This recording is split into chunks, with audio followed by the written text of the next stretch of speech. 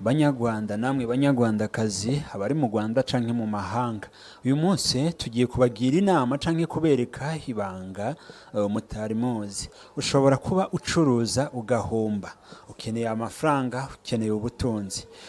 Nguyu muganga gakondo akuremera, agukorera ibitangaza, mbese amafaranga yawe akabasha kunguka mu kanyisase mu gihe gito wewe ukuntu utabitekereza.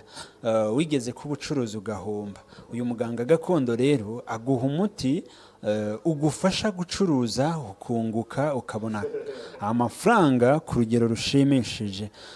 Ufise indwara zidakira, warivuje hose ubura umuti, waragerageje biranga, ariko ndakubwira ngo uno munsi ibibazo byawe bigiye kugira gute, bigiye gukemuka. Ibi bintu abantu benshi ntibagiye babimenya, ariko no kubwira ngo abamenye uno muganga canke abamuvugishije nibo bagiye bavuga ibigwi vyiwe.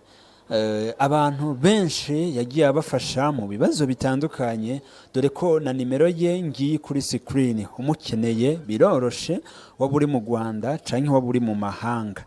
Ushaka ubutunzi, muvugishe agufashe mu kanya gatoya ibibazo vyawe bikemuke.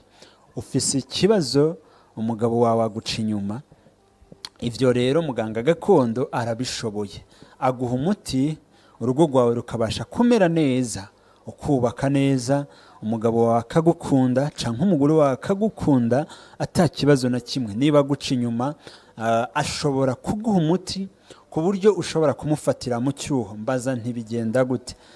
Ugana muganga gakondo, nimero ye ngiyi kuri screen zanyu muri kuyireba.